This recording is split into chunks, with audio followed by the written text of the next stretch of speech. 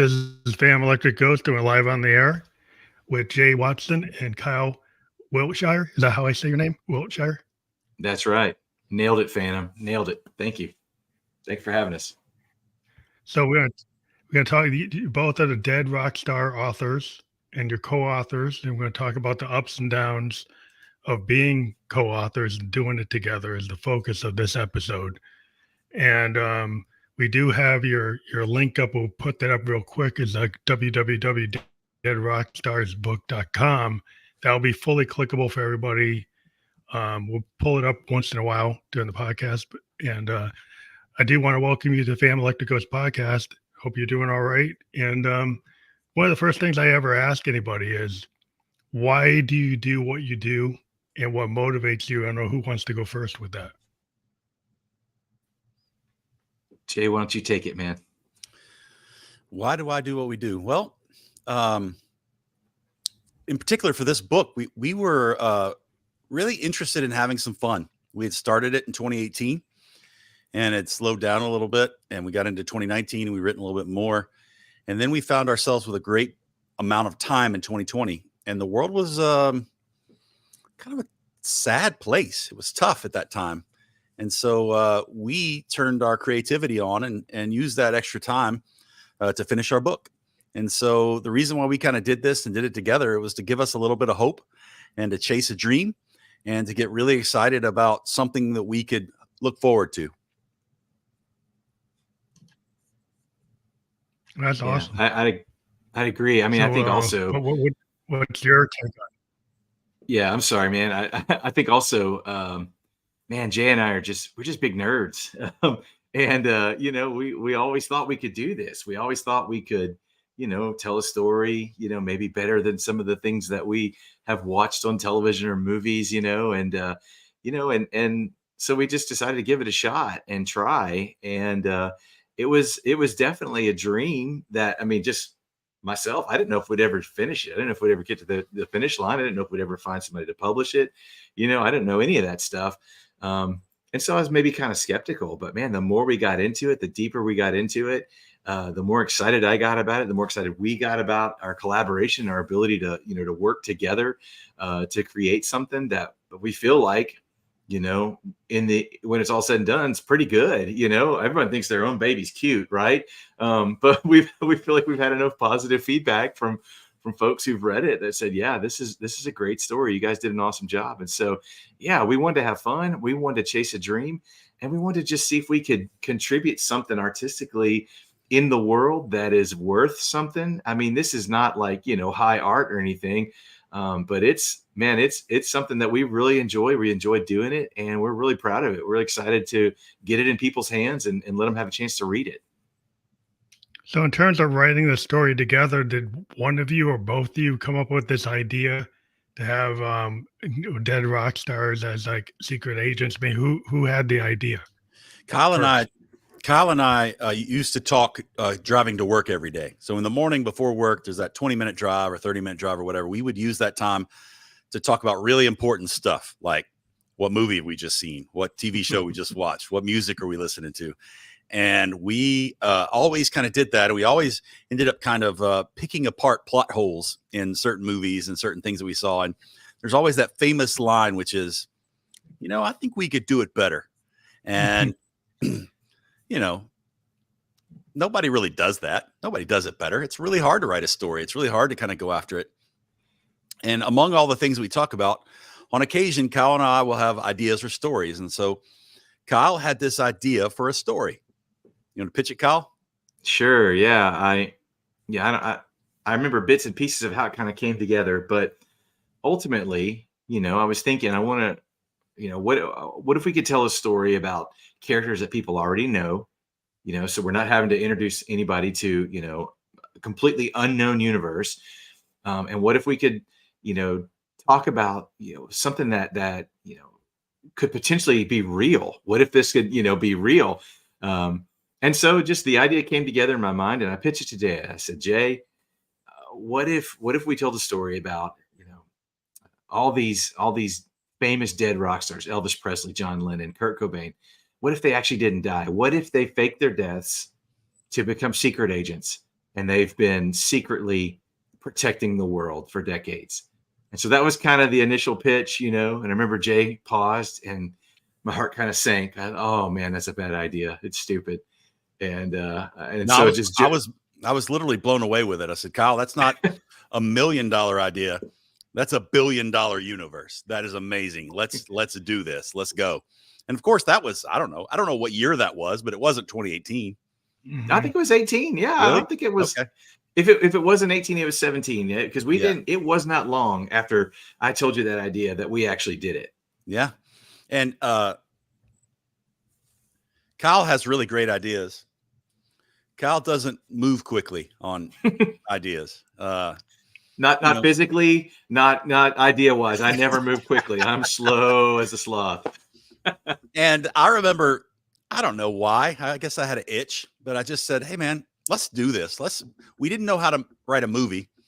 We didn't know how to make a movie, so we wrote a book, and we really didn't even know how to do that. But I just said, let me just start. Let me just try a couple chapters, and let's just see if there's anything there. And I'll give it to you. If you like it, you write a couple, and let's just start." And so we did. And I remember that first meeting, Kyle. We kind of sat down together and looked at what we got. And, what were your thoughts? And I was blown away. The first chapter, Jay wrote the first chapter. And I mean, that chapter has had the most work of anything I've ever done in my life. But the kernel of it, the core of it, of the story is unchanged, is a word here, a word there. But from what happened, the first word to the last word of the chapter, it's basically unchanged apart from minutia details. Mm-hmm. And I was just blown away. I thought it was so good. And I was so excited that I couldn't wait to jump in and contribute to this thing. So yeah, it's really exciting. I loved it from the start. So I guess as a question I had about like Elvis is like, there's different versions of Elvis, right? So is it the like Las Vegas Elvis? Is it the black leather Elvis, or which version of Elvis is your Elvis? Well, it's awesome because it's an Elvis you've never met before. It's a 60-year-old Elvis. So our book is set in 1999. And so we started thinking about, how viable is someone like physically in their peak condition, and we've talked about this lately, but man, you see Tom Cruise, that guy's 60 years old. He's still riding motorcycles off mountains. The dude's amazing. So if Tom Cruise can do that, Elvis Presley could do it, so he is a version of Elvis Presley that you've never seen before, but he's still got that, that core showman and artist that he's always been. He's just now saving the world instead of cranking out hit singles. That's and eating jelly donuts. But they cut down on the jelly donuts in the for sure. peanut butter sandwiches. Yeah, for sure. A question about in terms of like the spy type of motivation, is it like a Man from U.N.C.L.E. or a 007 or something else? Kind of like when you think about spies, 007 comes up the most, and maybe people who are older maybe get into, Man from U.N.C.L.E. or other, The Saint or something. But like, what kind of a spy kind of vibe is it? The Saint. That's a good pull right there. Yeah, that's a good pull. It's our boy Val Kilmer. I think you should think about it a little differently than 007. 007 takes itself seriously with a wink. Particularly Daniel Craig's version is a lot more serious. Yeah. But our secret agent world is a little bit more like Men in Black, a little bit more like the Kingsman. It's a little bit more just just fun. It's just silly fun. Maybe like a Roger Moore. Well, hopefully not. But Kingsman, maybe, because a lot of people know that. Yeah, it's serious, but it's funny, and it's got the So you're still coming from. It's not like a total black comedy.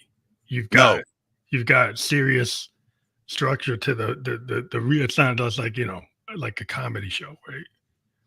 No, there's definitely humor. Yeah, there's definitely humor, but it's not slapstick. Necessarily, it's not it's not that type of thing. And what's kind of cool is I think it is, kind of a classic spy story in the sense of, there are gadgets and there's tech, but these guys are kind of on the in 1999, we're kind of on the brink of a change in society where everything was moving toward technology, and so that's one of the plot points in our story is that Elvis particularly comes to the place of realization that, they're not equipped for what's happening and they need someone on their team who can help them with technology. And so the character we created, a guy named Cole Denton, he's actually the protagonist of the story. He's the one that you see his eyes through, and he's the one to come in and help them with technology to help them get into the 21st century from the past. So they definitely have like classic traditional spycraft, type tools and gadgets, but they're looking to get into the new millennium at the turn of the millennium. So pretty cool. So when you wrote this book, a lot of times authors today are thinking of like trilogy or even longer forms. Is this like a one shot, or is it part of an idea that you would have multiple novels within like a trilogy or longer, type of series? Yeah, we don't want this to be just one. We really would like to do a trilogy. Jay's fond of saying, man, we're 80s kids. We came 80s, up, baby. That's right. We came up in the classic era of the 80s when, you needed a good trilogy. Of course, the 80s actually is when you get like 17 Jason movies and, Rocky IV. Rocky. Oh, they on like Rocky 9 now. Yeah. I remember Rocky IV. I don't know what year. Kyle, what year was Rocky IV? 1985. So in 1985, I remember going over to somebody's house because they had a home box office and we ordered it on pay-per-view and we watched it on their cable. And it was the coolest thing that I'd ever seen. Like you could just, like you called on the telephone, you ordered it, and then there it was on your TV. Remember Ivan Drago in all his 20-inch glory. That guy was huge. He was awesome. Yeah. So we definitely envision it being a trilogy. So that kind of we'd like to keep it a trilogy. We don't want to be one of those stories that gets to part 11. 11, yeah. You have a definite end. You don't want like the never-ending story they're laughing. Yeah, we have an end, but it's also a universe. I mean, the thing that we've kind of laid out could go on in any kind of different direction, either in graphic novels or in cartoons or in movies or however direction, just whoever wanted to take it in whatever direction, because our story really starts in 1865. Abraham Lincoln started the Secret Service in 1865. That's true. But in our story, in our alternative history fiction, he faked his death and he created the DRS to be a secret agency that saves and protects the world and does things that no one else can do. His life was more valuable dead than it was alive to the country. And so every so many generations, every so many decades, another president would fake his death and give his life to be able to serve and lead the DRS. In the 1950s, a seismic culture shift happened to where the president of the United States was no longer the most influential person in the world. It was rock stars. And so from 1955 up until our story, rock stars have been faking their deaths to help run this organization, to help protect the world. And so it could go in lots of different directions, lots of different years, lots of different decades, all the different stories. And you imagine it, you imagine it, we've been pitched it. Someone just the other day was like, hey man, you ought to do wrestlers, all these, and I was like, yeah, the Dead Wrestlers Federation, that would be fun, So there's any possible route we could go with it. Yeah. Sorry to cut you off though. No, it's interesting today because I'm a child of the 70s and rock was a big, like Hendrix and Zeppelin and the Doors, but today's generation is really not into rock. So when you wrote your book, is it geared toward it? The new music audience doesn't really like rock as the primary genre anymore. So is this book geared toward maybe like a person like me from the 70s generation that would consider rock to be still like the valid form? Yeah, man, I think you would definitely enjoy it. We wanted to write it in such a way that it was attractive to younger readers, as well as, guys who, are like us from, born in the 70s, raised in the 80s and older. A lot of 90s nostalgia in our book as well. Like I said, it's set in 1999. So, I mean, we were trying to hit audiences that would find it interesting, find it funny, would get the references, all the pop culture in there. And there are other genres of music that are represented in the Dead Rock Stars team that aren't necessarily from the rock and roll genre. So, you can think about the 90s and maybe some of the people who tragically passed away in the 90s. What if they didn't? What if they joined this team outside of the genre of rock? So, yeah, we tried to reach a bunch of audiences. Yeah, we use the term rock star a little bit like a spirit animal, like the essence of rock star, what it means to pure, not pure. No, it's not a It's not a literal sense as much as more the I think today a lot of people will call others rock stars. They'll say, well, that's a rock star of industry, or that's a whatever, and kind of use it in that way. In fact, our story kind of takes that shift a little bit in 1999, where there's another seismic culture shift. Rock stars are not the most influential people in the world. Tech stars are. And so the Steve Jobs and the Bill Gates and those folks are the ones that are the most influential people in the world. And so we created a character. Kyle, you want to talk about him?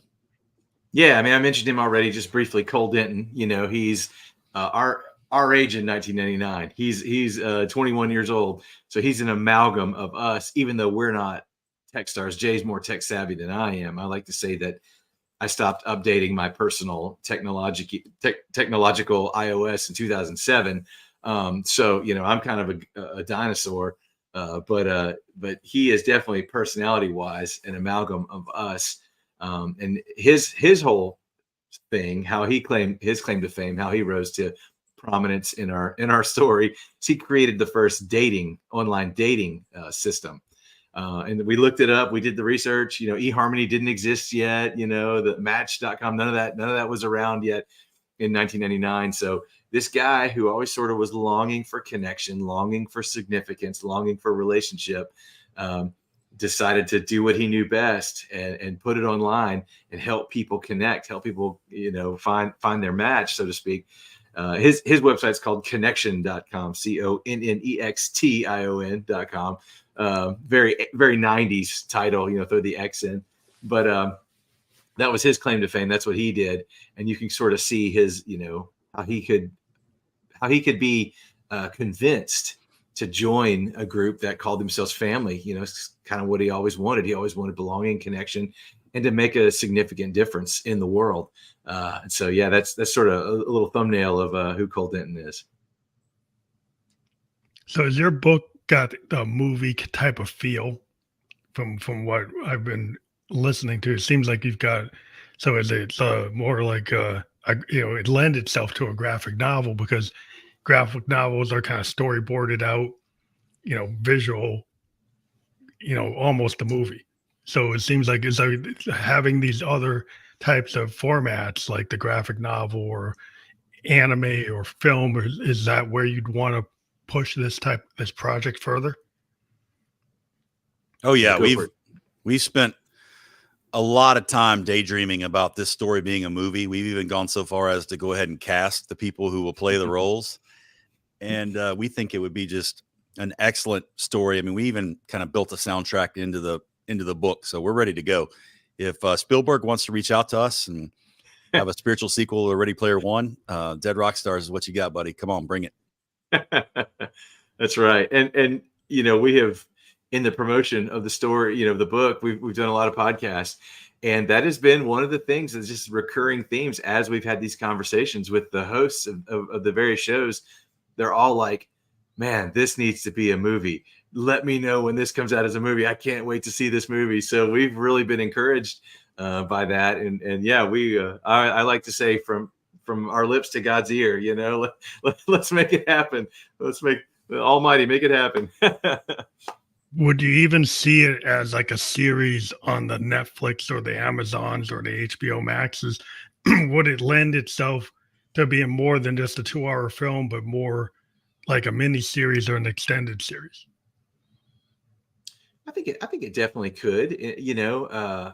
we wrote it pretty pretty succinct and compact. The book's 270 pages, so it's not like a gigantic Game of Thrones novel or anything like that. So it could be told, I think, in a really well told in a 2-hour movie. But man, if you wanted to get in the nitty gritty and do a 6-episode Netflix or a little shorter 30-minute episode, do an 8-episode, something along those lines, I think you definitely could. And obviously that's so prevalent now. Man, we would not say no if Netflix was like, hey, we want to adapt your story. Yeah, we'd go for it. And then you can kind of expand on it. And if you already had the idea of a trilogy, that this new format of like the binge type of viewer that wants to see something as a 6-episode, 8-episode, potentially another season, could lend itself to your trilogy idea in a different way. Yeah, for sure. For sure. It could go in any number of ways. And if you were going to do a graphic novel, I don't know how much of a comic book fans you are. Do you have any particular writers or artists that you'd want to adapt it? Jay, that's your lane, buddy. Yeah, that's a good question. I don't know. I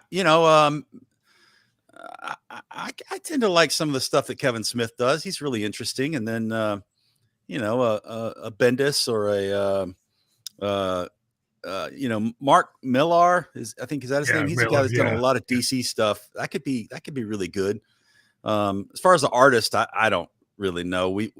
It could be a lot of fun to spend some time drawing, thinking about, this isn't giving anything away, but in chapter 1, Elvis is dressed up like, Fat Elvis at the Hawaii show. And he's walking around Las Vegas wearing the outfit, and Buddy Holly's right there with him looking like Buddy Holly, because in Las Vegas that doesn't stand out. And so it'd be a lot of fun, a lot of visual imagery there to kind of see the characters and what they look like now. I think that'd be a lot of fun to see a 60-year-old Elvis and what he looked like, what he was doing. Yeah, there's a lot. Well, being a comic head, I was a Kirby Lee guy, Ditko, original Marvel stuff. But today, you get the Frank Miller's, but that's a little dark. A little dark. George Perez is like Teen Titans. John Romita Jr.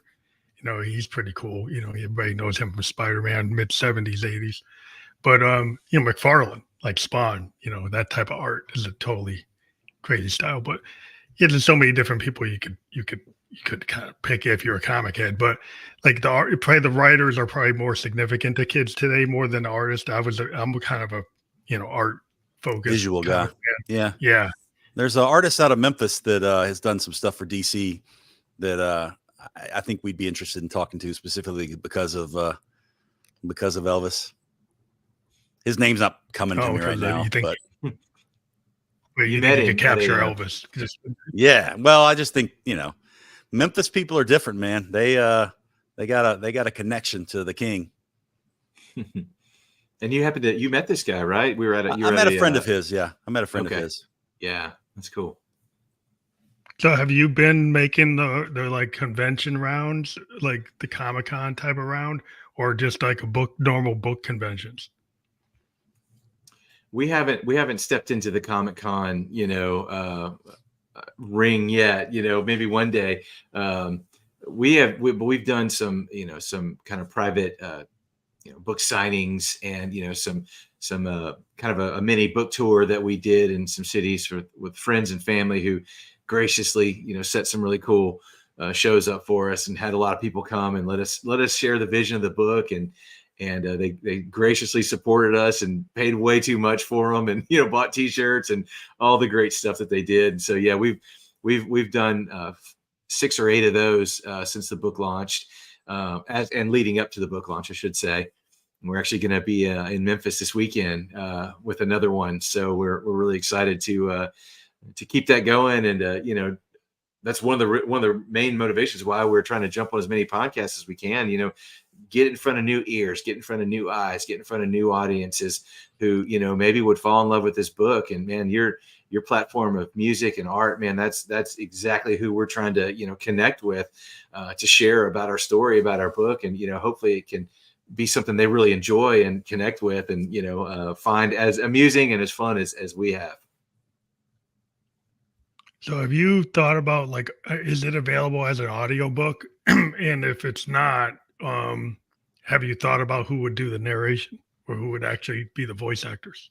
Next couple months, we're gonna launch the audio book. We have a lot of people that are really excited about that. The world has changed quite a bit, where there are not many physical readers, but there are a bunch of people who read by listening, and especially for people with if they're slow on their reading, or they get frustrated and they can't really retain it, but if they can hear the story and if it's done in such a way that's amazing, it really has an impact on them, and they can kind of remember it. And so our goal is to hopefully do that. We haven't got too far down the road as far as who's going to voice it, but it'd be a lot of fun to do some voices. It'd be a lot of fun to go from Lennon to Jimi Hendrix to Jerry Garcia to Elvis to all over the place. We have a few. Would you heavily? Yes, sorry. I'm sorry, Phantom. We have a few options with our publisher. They laid out a few options. They said you can voice it yourself. You can find people to voice it, or they said AI has gotten so good that they can actually read it for you, and it sounds pretty good. So we've got some decisions to make with that. And if we had the time, I think Jay and I would love to read it. But man, you talk about exhausting. That would be really hard, but it'd be fun. It'd be fun to do that. Yeah, I was kind of asking because I was like, there's different like authors I've talked to where some are like totally against reading their own work. They'd rather have professional voice actors, but they do want to be involved in like the art direction. So I was just wondering, like, where you are on that kind of perspective. Would you kind of trust an art director to do the voice and with your approval, or be like heavily involved? Not to micromanaging, but in order to capture the feel. Oh, have you heard Jay's golden pipes? He's got a beautiful radio voice. So yeah, a face made for radio. That's for sure. No, I think I'd be open to either. Jay, I don't know how you feel about it. I think we're not as excited about the AI part simply because of the, because it's good, but it's not great. Yeah, and we got jokes. Yeah, we got jokes. Yeah. AI might not be good with the jokes. That's kind of a human thing. I don't know if AI's got the timing, like a George Carlin timing or a Richard Pryor timing, if AI doesn't have that. So, there's only so far you can go with it. So, I think that it is cool to have, if you have a really good voice, like Jay, you have a very good voice. And so that can lend to like the authenticity of it, just as an opinion, as an artist myself, that if you've used your voice, then it kind of puts your stamp on it, and you've got such a good radio voice that might be, pretty cool. If you it could be fun. Maybe we should take a every other chapter approach, Kyle. Oh man. Oh, I don't know if I could do it. Honestly, I don't know if I could do it. Why? I believe it or not, I've done a little voiceover for a thing or two in the past, and even the short little voiceover things I've done in the past, exhausting. I was exhausted because you have to read it over and over and over again, and have to nail it. It's got to be perfect. And yeah, it's pretty hard. So I don't know. I could be convinced probably. And I can't remember what they said about, if we do it, we keep the rights or something. I don't remember how that, there was some type of rights issue of who gets control of it, depending on who does it. And we can't afford to pay anybody. So, yeah, we'll have to see. Maybe we're the cheapest route, so it may be us. But you might be the ones to do it. Yeah. With the controlling the rights is like, that's another thing with authors in terms of like your film rights, your merchandising rights. So I don't know what your deal with your publisher, how that works. So maybe you can talk about like your book and how you published. Did you go like a self-publishing or with an independent, small indie publisher? Like, do you want to talk to that? Yeah, go ahead, Jay. We went with really whoever would publish us. To be honest, we had one goal, and it was let's get published. We had two goals actually: get published, and the other one was Kyle. Break even. Yeah, we got at least break even. We didn't want to lose any money. And so we spent a couple years kind of chasing after publishers and agents and different things like that. But we kind of stumbled into a friendship with a guy who knew a guy who ran a boutique publisher called Morgan James. Morgan James does about 200 books a year, so they're a little smaller, but that's still a lot of books, and they're moving stuff. And out of those 200, they do only like 12 or 15 fiction works of pieces of art, books. And so we talked with them, and they got excited about the premise and asked us to kind of turn in stuff. And they had a meeting where every month all of their board that made decisions on that, it was like 12 of them, got together, and they kind of talk over the book, talk over the proposal that we sent them, and then make a decision of whether or not they wanted to take another step forward. And they liked the premise enough, they wanted to take another step forward. And they got a hold of some AI technology that's a little creepy, but also equally awesome, where they ran our novel through the AI, and they spit it back out to us, a 20-page report on whether or not that they thought the book was going to be worthy to be published. And thankfully, Skynet thought wonderful of it, and we got to publish a book. And so Morgan James has been terrific. So because you were able to get like a publisher, did that give you the impetus to actually complete the book? Like in terms of where was the book fully completed when you engaged them, or were you like part way there? We had a first draft written at that point, but it was just a first draft, and we had received some feedback and some comments from some folks to encourage us how to kind of clean it up and shape it a little better. So we spent some considerable time going back through the entire book, rewriting, editing along the way, and it was really helpful, and I think really beneficial to help us create a better book. And one of the cool things about Morgan James is the whole premise of their business when it comes to books is that they want the authors to be able to publish the book that they desire to publish within framework, obviously. But the CEO of the company, David Hancock, he turned in a book with a different publisher at one point, and when he finally held it in his hands, he hated the cover and the inside. Everything was different. Editors got a hold of it and tore it up and changed it to where he felt like this wasn't my book. This wasn't what I published, and it kind of irked him, And so he created this company to help authors, produce the books that they want to produce. And so that's what we got to do, man. We got to publish the very book that we wrote. Now it's been professionally edited multiple times. It's been worked over by a fine-tooth comb. And still, there's still a couple typos. 3, right? We have 3. Yeah, I think there's probably 3, maybe more. But you find it. Tell us online, and if you find something new, let us know. I'm at the point now where I'm like, don't tell us, just enjoy it. Just don't tell us. For sure. But Do you guys have any do you have any lessons learned from like the experience of editing? I've talked to authors where sometimes they brought books to publishers and they did a first edit or second edit, and they still felt like maybe they needed to have like another editor look at it. And so I don't know, from your experience, what's your opinion on that type of editing or overall quality control of your work? Go ahead, Cal. Yeah, go ahead, Jay. No, I'm sorry. A content editor, I didn't really understand what that was, and was a little uncertain. I was like, I thought he was just going to correct our grammar, but the reality was he was working on continuity. He was working on story, explanation when we explained something to make sure it made sense. Our original manuscript was around 100,000 words, and he carved it down to 92,000 words. And I don't think Kyle or myself could really distinguish what he had done per se. The story wasn't different. It was just a little smoother, a little bit more elegant. And so you absolutely need a content editor. You absolutely need someone to protect you from yourself.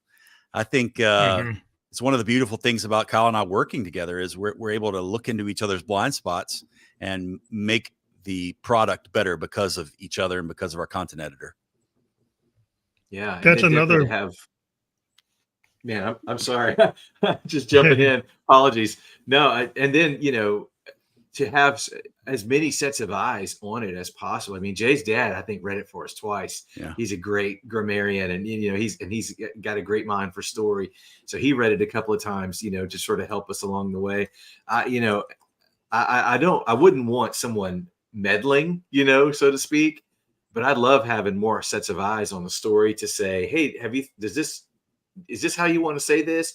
Maybe this doesn't quite make a whole lot of sense. Maybe there's some things you can clean up here or there. I feel like as many people as you can that are for you, that are with you, that are on your team to help you craft the story. I feel like I'd say as many people as you can, to read it and help you. And of course, obviously to find the typos and the grammatical errors and things of that nature, I think are obviously super important. Do you think being co-authors helps you stay tighter on your vision than if you were just a one author being influenced by an editorial board? Yeah, I'd say so for sure. I definitely want to hear what Jay has to say, but I would say I think there were things that maybe I would have done if it were just me by myself differently. And let me tell you, it would have been a much longer book. I am way wordier. Why say something in 10 words when you can say it in 30? Like that's kind of my motto. And Jay's a lot more succinct. He's a lot more his writing is a lot more to the point and clear. And so sometimes I have to it's not clear what I'm trying to say. And so Jay's much stronger at that. So he helped me, speak with more brevity and clarity. At the same time, there's other things that I'm maybe better at, like, continuity, things like, hey man, in chapter 4, we said it was like this. And here we are in chapter 19 and we said it's like this. We got to fix that. Those are some of my areas of strength. But I think we definitely, and that's just the beauty of our relationship and friendship, is we really are complementary parts in many ways, in both personality and in gift set. But yeah, Jay, I'd love to hear what you say. I think one person, if they have a vision for something, if they're not careful, they can get a little myopic. They could really focus in on something, and before they realize it, they're off course. And with two people, I found that Kyle and I both did a really good job sticking to the purity of our vision. We never wanted anything to be too heavy. We wanted it to be a light story and fun, but at the same time, we're dealing with some heavy content. The origin, the actual reality of these characters, sad circumstances, and so some of them, effectively in our universe, they're cleaned up, but we deal with 12-step meetings and things like that. We talk about kind of the road to recovery and those things in our book, and so we wanted to do that, but because we were both able to kind of keep it on the rails, it is a lighter version of that than maybe what could have happened. It could have gotten a little off course. We wanted Men in Black. We wanted Kingsman. Mm-hmm. We did not want, something Matt Damon would make that was, hand-to-hand heavy close combat, I guess. I don't know. I guess the concern, well, if you think about it, like if you look at like the Beatles, you look at Lennon McCartney, like the Lennon McCartney songs, and then you see Lennon songs by himself and Paul's songs by himself. There's something about the Lennon McCartney relationship when they wrote the songs.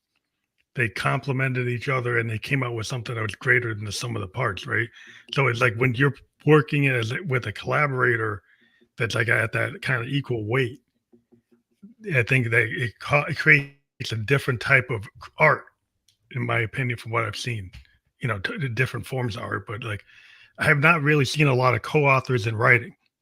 So it's kind of like a different scenario. Did you have people that you looked up to that had done work as co-authors, or that didn't even come into the picture? Well, what we did notice is there's been an uptick in co-directors as of late. I mean, Kyle and I are big Coen Brothers fans. And then more recently, there are more teams that have kind of come together. Weiss and Benoit for Game of Thrones, Lord Miller. Yeah. Some of those groups, they've done some really, really good stuff lately. And so we kind of thought, why not? And I'm really glad we did, because one, this was Kyle's original story and he let me be a part of it. And two, I think we made something really fun together. And 3, I think we grew in our friendship. Like we grew a lot more trusting of each other. A lot more. We were trusting before, but I mean, like we've logged hours. We've logged time in. We've logged years in, and so I know him well. He knows me well, and that is something you can't take away either. And so, because of all that, I think we made a much stronger story. Yeah, I like to say 2 heads are better than one. And I'm sure that there's different potholes or things that could be hard to navigate or traverse in a co-writing partnership. And we've only done one. 2 might be really. It's like kids. Your first one's great. Your second one's like, oh, that one was so hard. I don't know. Who knows what the future holds? But we might read some of our own press and get in trouble. Like the first one was a lot of humility and just, hey, it's fiction. Let's have fun. This next one may be like, I'm have my lawyer talk to your lawyer, Kyle. I sure hope not. No. When a band breaks up, you don't want to end up like the Eagles where they all hate each other. Yeah, but we don't want that. No way. Nah, but there's something very interesting about the collaboration. Like if you're a musician in bands and duos, that's very common. And there's that, that collaborative effort is greater than the individual effort. And usually when it clicks, it's magical. So did you guys, when you started to first put together your collaboration, was there some magical moment at the beginning that really told you this is it, that we got something, we really have something that we're synced in, that this is working?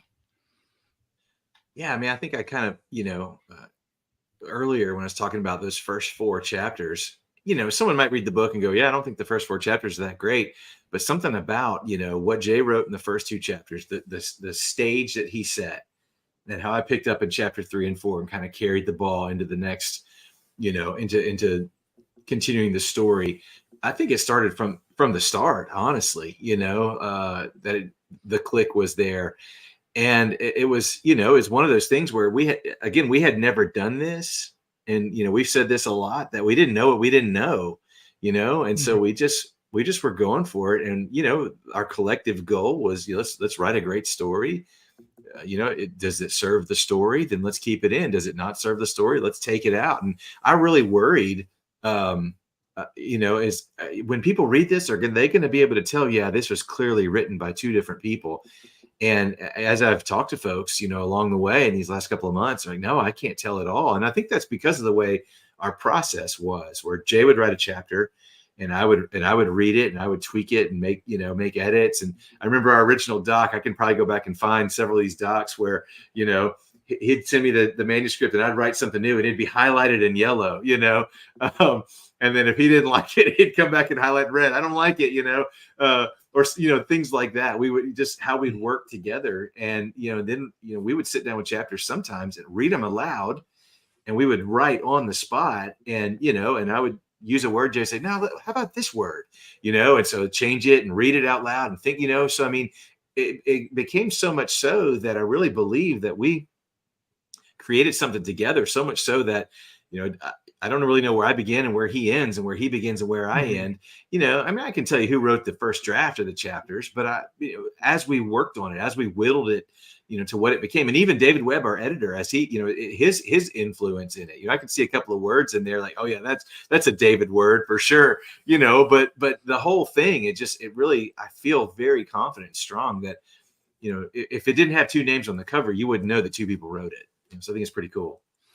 I would say for me, it was a little bit later in the process. I'm an outwardly confident person, but I'm fairly insecure inwardly. And as excited as Kyle was about the first 2 chapters, I don't think I'm a very good writer. I don't think I'm nearly as good as Kyle is. And so it wasn't until we got through the first third, I would say chapter 12 or chapter 13, where I was like, this is a story and we know where we're going and we know how we're going to do it. And we've already written a third of this. And so for me, that was kind of that moment, those first 12 or 13 chapters where we had something, it was going somewhere. That was the moment where I thought this is magic and this is good. Because up until then, I wasn't very confident in myself.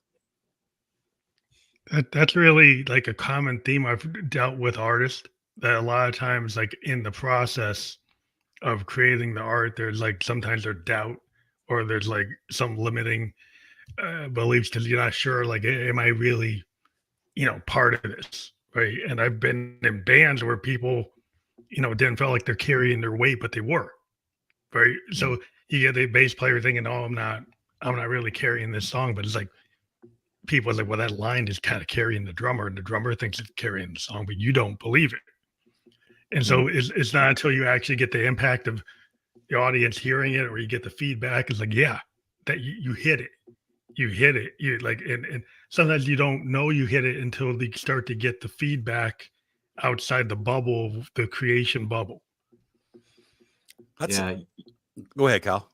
Well, I was just going to kind of tell a funny story. I mean, I speak as if, like I feel confident that we've written a good book, and I truly am, but a few weeks back, we're first time authors. We're so excited about everything, right? Mm-hmm. So I'm constantly checking Amazon and Goodreads and, and Barnes and Noble. Want to see how the reviews are coming in as people are reading it, see what they're saying.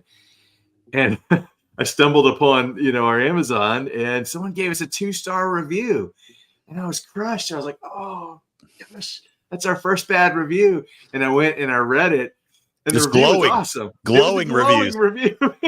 Turns out the person that had written the review just accidentally hit 2 instead of 5 when they were doing their review. And somehow through, like friend of a friend sort of thing, we figured out who did it. We're like, hey, could you change that for us? So they went and changed it, So, yeah, I mean, it was a paragraph. Shoot, it was a paragraph written talking about how wonderful and rich and all the things. 2 stars. I'd say there was another moment. Fast. Like they would. They weren't paying attention. There was another moment for me that I think was kind of special. Kyle and I got to a point where we had to finish it. We had a deadline and we had to finish it. We had to get it to our content editors so that we could get it to Grammar so we could hit the deadline that they were asking us to do. And we went away for a weekend and we stayed at a lake at River House, and we were there, and we decided we were going to read through every chapter and together, look at it together and see if there's anything we need to change or anything we needed to move around. And I remember us both getting done with the last chapter and thinking, both of us, like, this is really good. Like, I think we've done it. Like, I think we've wrote something that's really good. And it was nervous. It was nerve-wracking to kind of get it out in the world. But since that time, we have had strangers that are not related to us in some way talk to us about how much they love the book, how much they love the dialogue, how much fun they had over the weekend reading it because it was a quick read.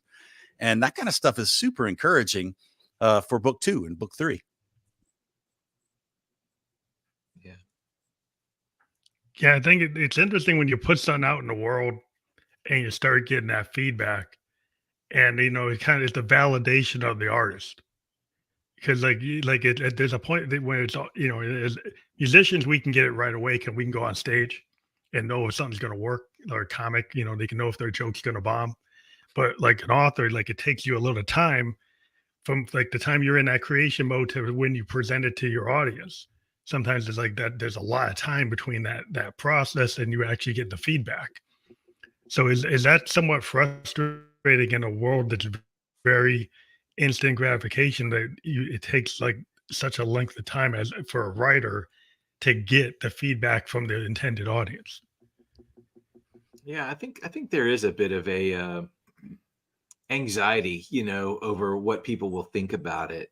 And I've thought about that a little bit. With music, man, 3.5, 4 minutes, you can hear what they've worked on, and you can judge it, in just that amount of time. Man, it takes hours to read a book. It takes hours to sit down and put the time in. Even if you're reading it on audio or you're listening or whatever, it still takes hours. It's one of the cool features on our book. On the back, it says how long it should take to read it. I've never seen that before in a book. I'm like, man, that's a long time. And how many people start it and don't finish it. And so, and a lot of people can buy the book, and will they actually ever read it? Man, if I read every book that I have on my nightstand, man, I've read a lot, but I don't read everything that I have, and so there is that kind of that worrisome feeling of, what do people think about it, and how do people feel about it? For sure. Yeah, I guess so. The other thing I was thinking about is like, when you have your audience, the appreciation that they actually in an age where people take 30 seconds 15 seconds, 90 seconds is the kind of engagement time on social media. And you're actually engaging somebody for hours, if not days, of their time when they get hooked to your story. And like as a writer, like what kind of level of appreciation do you have for your readers because of that? I mean, a huge level of appreciation. And also, like I mentioned earlier, we wrote ourselves into this story because, like I said, we've never done this before. So where do you write from? You write from your experience, So in our in our book, when you read about Cole Denton's apartment, you're reading about my apartment when I was that age.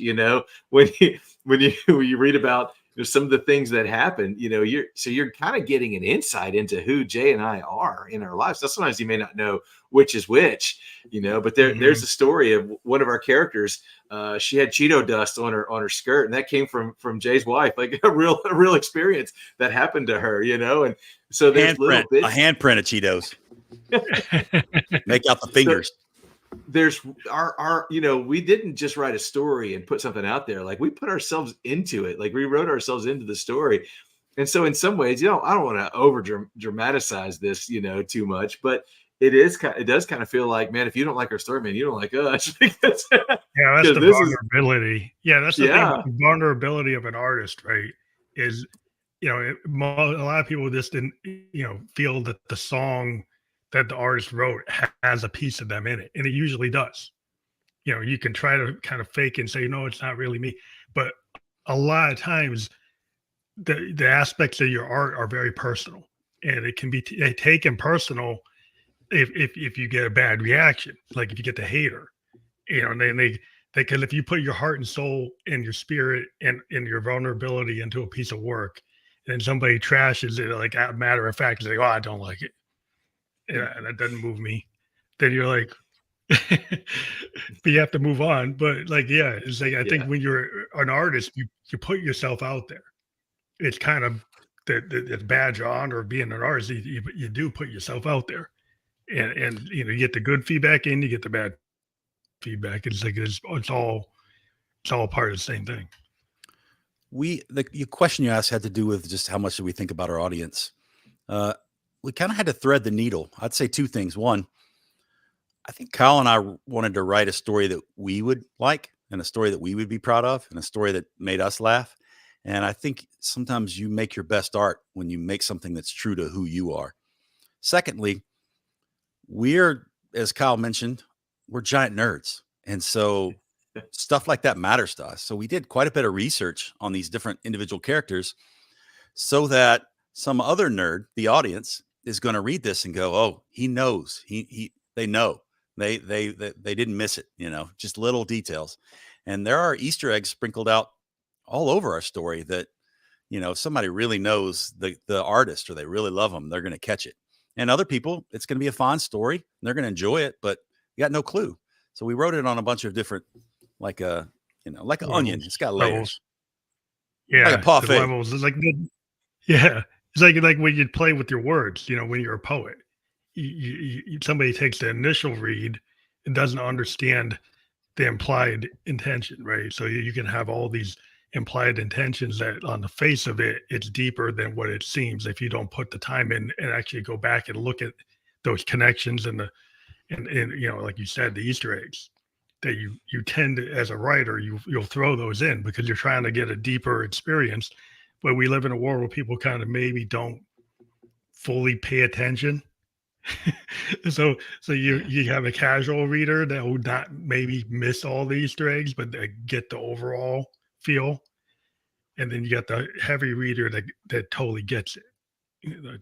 Nerd like us, understands it. It's like, oh, I got it. I figured out, but it went off my head. Hey, we're happy for either type of reader. We want any type of reader to pick it up because we do think that you pick it up, you'll enjoy it.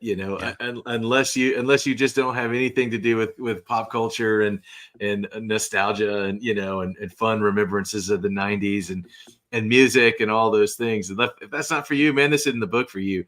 But if you like any of that stuff, I think our book is right up your alley. And I think it would really, you'd really have a good time reading it. So I like to ask this question. You can figure out who wants to answer first. Is what are three things about yourself that that your readers wouldn't really expect uh, to know about you? You would reveal to them right now. Wow, man. Um, I'll go first, Jay, and and then I'll let you do one. And then maybe we can bounce back and forth for a few of these. Phantom, Jay and I both we're people of faith. We have deep faith, and that's not something that when you pick the book up, that's not something we put in anyone's face, or we're trying to preach to anybody. That's not at all what we wanted to do. So if you read this book, that's not what you're going to find, as you read through it. But man, I definitely, I'm a person of faith. That's something that's super important to me. And a reader may not find that in the book, but that's part of who I am. It's a big part. That's good. I'm trying to think of something that the reader may not know.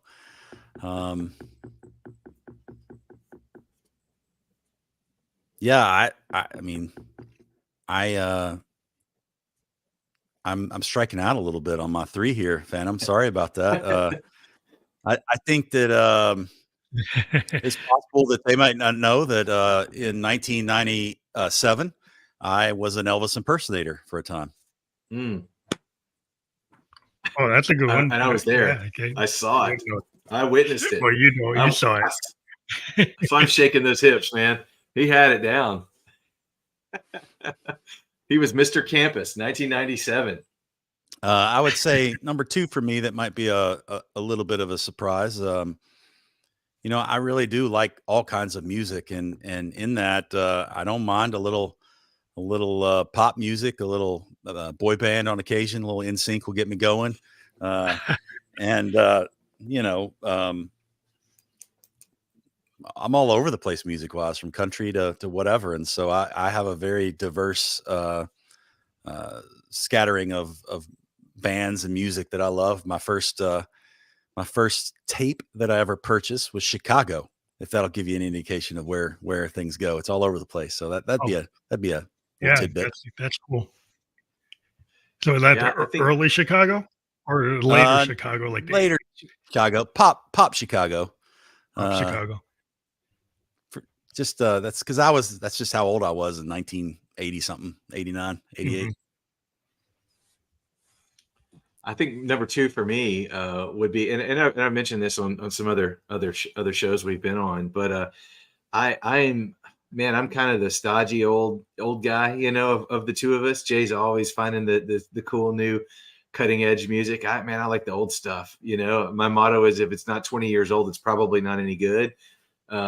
Which is deeply offensive to Jay, because his daughter's a wonderful singer-songwriter, amazing musician. So she's not included, Jay, in the in that. Man, you're good. Okay, buddy. But yeah, so our editor said something to us one time that I had to work really hard not to take offense, but I can't remember exactly the content or the context that he said this. But he was like, because there's so many diverse people in our story, and there's a lot of people from the 60s and 70s who make it into our story, because those are sort of the classic 27 Club, and some of these older rock stars that really met tragic ends with substance abuse and things of that nature. So we put these people in our story to kind of give them that redemption arc, and and he said something along the lines of, I think he was wanting us to explain who someone is better. And he said, nobody's going to know all these people. And I was like, I know all these people. I knew who all these people were when I was 21 years old as well, just like Cole Denton. That's what it was. He was like, Cole would never know who all these people were, when they walk up and meet him or whatever. And I was like, I would have known every single one of them. I take offense to that, That's because I'm kind of, I'm the old soul, man. I like the old music. I like the stuff from the 70s and 80s and, and that sort of thing. So that maybe if you read it, you wouldn't necessarily know that about me. That's part of who I am. Yeah. I would say for me, the third one would be that might be a surprise to some people, is that I'm actually pretty scared to put myself out there. I do not enjoy the critique. I do not enjoy the fear of the unknown. And this is, even though I may be quick to jump and say, let's do something, I on the back end often get pretty scared of what things are going to look like or how they could go or how they could go poorly. And I'm really glad that for us, we didn't let the negative thoughts be too intrusive into what we were doing. That's I good. think that's an awesome place to kind of express, because I've talked to a lot of artists, and a lot of artists, do get heavily influenced by, a lot of times things stay on the shelf because of that type of response. And, I've met tons of painters go into their room and it's like, where this stuff should be in the galleries. Oh, it's not in the gallery. It's not going to go in the gallery because they just can't deal with that, put it out there. So I do think that that's a really powerful thing, to be able to feel that and still put it out. So I think that to me is like, that's the kind of goal of why your book's out here, because you're able to, get past that. And that's the hard thing for a lot of people to get past, to actually get their work out. So I do compliment you on that drive. Yeah, I'd say the third thing for me, that I'm thinking about it is, I had to come to grips with the fact that I am creative. Now, others might say, "What are you talking about? Of course you're creative." Jay might say, "Man, of course you're a creative guy." But I struggle with self-confidence when it comes to like creativity. Simply because I had this association that creative people are these type that like, they can't tie their shoes because they're so lost in the art of the world. Like they're always writing stuff on napkins, and they're so inspired always, and the stuff they just imbibe and imbue. That's the word I'm looking for. Imbue creativity. You can't walk up to him and not go, "Wow, that guy's just so special." And I'm not impressive, when you're just around me. Are you wearing cargo pants right now? I'm not. No, I'm wearing joggers. I am Okay. wearing joggers today. Kyle has some original cargo shorts from the first time around. Yeah, 1996. I still got them, but so I struggle with the confidence of like, is my creativity any good? And I've dabbled in everything. When you said painter, that's what made this thing, because I started painting a few years ago, just to try. And man, I'm not very good, but man, I sure love it. I sure enjoy doing it, and it's fun. And that's the thing. I had to break that shackle, and I don't think a reader would know that, from just reading our book, that kind of had to break that personal shackle of like, hey, your creativity is as valid as anyone else's. Sure, someone may quantify, however you can quantify the worth or value of art. I don't know. Ours is $18.95 on Amazon if you want to quantify it, but. But all that to say, how you can quantify someone's art, if it's good or bad or whatever, you do it, and you believe in it, and you love it, and you do your very best, and you take it as it comes, and you hope people find it. Yeah, there it is, deadrockstarsbook.com. If you want an autographed copy, you can get one there. We'll send one your way. Yeah, I just wanted to, again, thank you guys for being on the show. It always goes by quicker than we ever think. We hit the hour mark, and we brought up your link again. That will be fully clickable, www.deadrockstarbook.com. And, we'll have to worry about remembering that, because as soon as we're published on Facebook, YouTube, Twitch, any platform that you can watch or listen to a podcast, you'll be able to click there and go right to the book. And I'm assuming that all the ways to buy the book, or you can go start there, right? Yeah, you can get one there, but you can find it on Amazon. You can find it on Barnes & Noble, anywhere books are sold. It's there online for it to be found. So yeah, thank you for doing that so much, Phantom. It's really, really cool experience tonight. Well, thank you. I do appreciate every guest on the Family Electric Ghost podcast. I do encourage the audience to click on the URLs that we provide to get a deeper dive, and you can check out the book there, as we said, and go to Amazon or Barnes & Noble or anywhere you get books. And I want to thank you guys for being on the show. This will be everywhere tomorrow. We were live on Facebook, Twitch, and YouTube. And thank you for being on the Family Electric Ghost podcast. Thanks for having us. a good night.